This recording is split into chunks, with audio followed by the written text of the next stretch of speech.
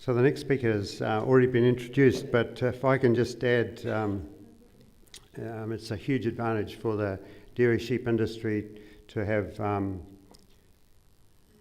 was Peter. Peter speaking. Oh, okay. No, Peter's too nervous. Okay, so I had it in my. Well, it's still a big advantage to have. Jake is involved in the dairy sheep industry from his experience. It's almost word for word. The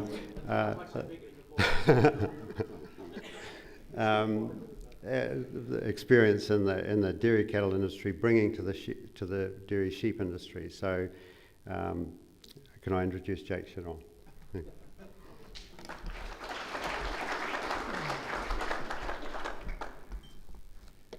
No, there was a mistake. Peter is my speechwriter, and by accident, my speechwriter came into the program.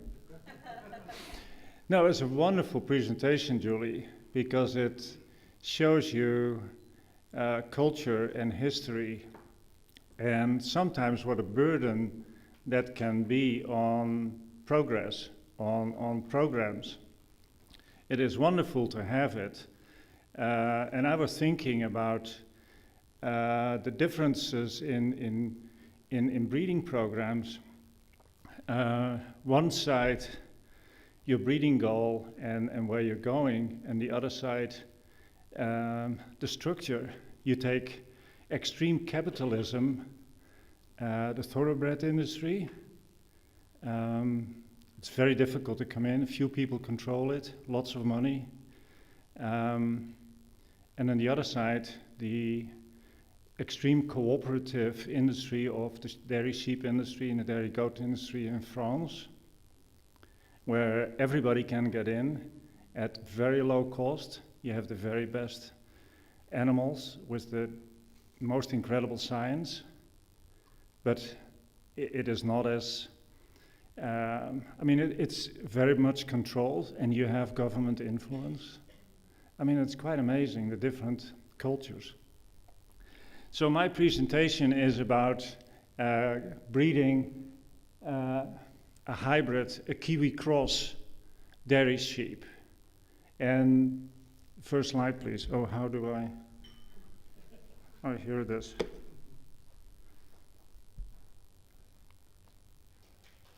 Breeding goal. Well, that is an emotional topic that will be addressed in all the future meetings we have together. And usually you don't have 15 minutes, but there will be probably whole mornings, whole afternoons, because we will differ from opinion. And actually the best way, I only made one slide, because if I go really in depth, we will start disagreeing and there will be lots and lots of questions. So we need a dairy sheep. And well, I thought we'll just look at the dairy cows. We have a BW in dairy cows, and we need an SBW in sheep, a sheep breeding worth. And in the dairy cows, we have 8 traits. We have 4 milk traits: kilos of milk, fat, protein, somatic cell count. Then we need traits for efficiency. We need live weight, we need body condition score, and then we need traits for fertility and longevity. So I think our future breeding goal is probably around the same, maybe other morphology, but that is going to be pretty close. But we're so far away from really discussing what kind of a specific sheep we want, because, I mean, we're so low in our production level. So I think the first years, the most important trait that makes that economic value is going to be milk production. So I think the first couple of years we just talk about milk production, because it will be overwhelming compared to the other traits. And a breeding goal always goes together with your farming system. And farming systems are going to be discussed, and what kind of a farming system do we want personally, or what fits New Zealand, and what fits the milk price. because we've been talking about our industry and what is the price for what can we produce the milk? What can the market sustain? Is that $3? I mean, that is the price that Peter and I have in mind, that is going to be a minimum price for a sustainable industry to build on. And what kind of a system can you build around that? And of course, that depends on how long a drought do you have. Or a drought, I mean, what kind of a period do you have where you don't grow grass? And what kind of a system do you have if you're owner-operator, you'd like to have a few months off. But if you have staff, you want to milk year-round because you want to keep your staff. There's a lot of things to discuss around farming systems. Walking distance. You need barns if you have facial eczema. So really it is a very complicated, very interesting process. And with the systems we have going right now, we're starting Spring Sheep, Maui Milk, we're starting to explore those and share the information with you. And it's going to be fascinating finding out what we find is going to work, because we don't know. And you throw in the mix the new genetics we're going to have from overseas. How they are going to adapt in those systems is going to be fascinating as well.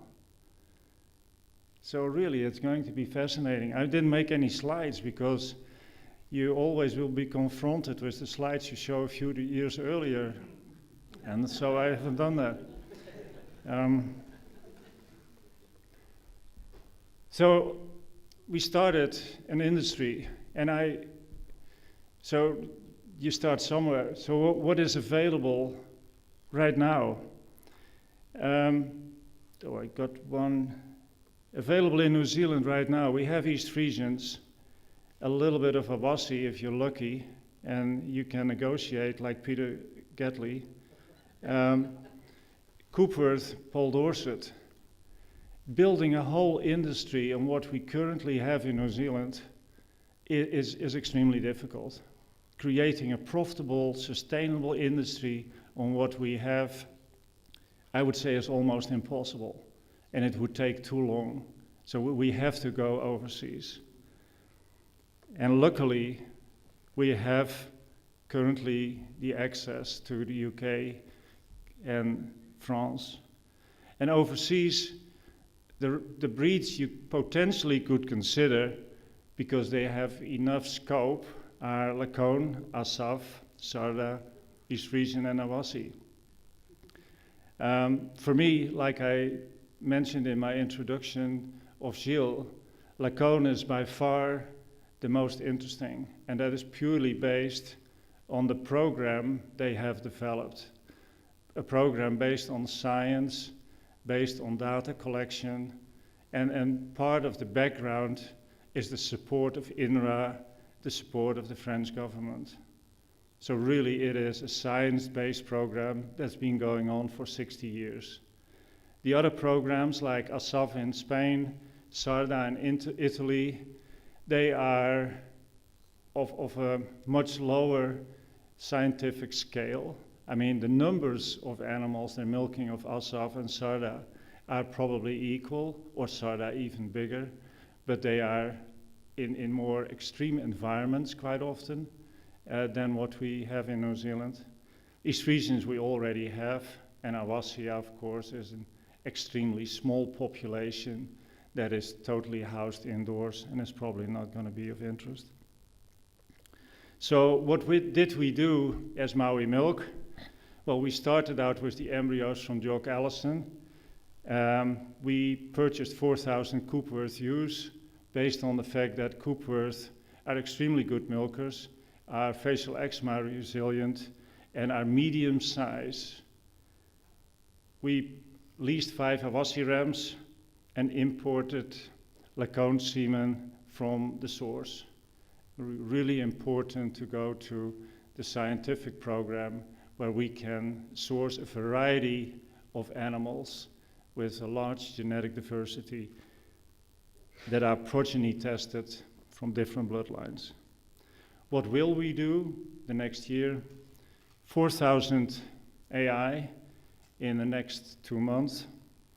And the result will be a start of a Kiwi cross that are 50% Lacan, 25% East Frisian, 25% Coopworth. And evaluate them for production, udders, feet, mastitis, temperament, body condition score. Maybe start a little bit to measure them for once a day, ability, and so on. And cull, I mean, we'll have a lot of animals that will not perform. And then breed AI the best and use the best females for an embryo program. And what we think is going to be very interesting to have the progeny test results from the French rams and rank them and compare them how they would rank in France and see if the French breeding values apply in New Zealand. In other words, is the French information applicable to New Zealand? Their farming conditions are different from New Zealand, and sometimes you have genotype by environmental interaction, which means that in another environment, animals perform differently, and that could mean that the French information, like in dairy cows, American genetic information is not applicable to New Zealand, not completely, but Irish information is a lot more applicable. So we would like to see and measure how close the French information is applicable to New Zealand with our first information. Thank you very much.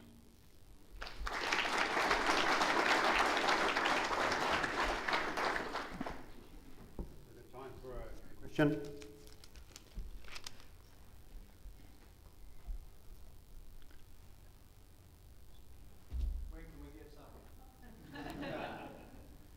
Next year.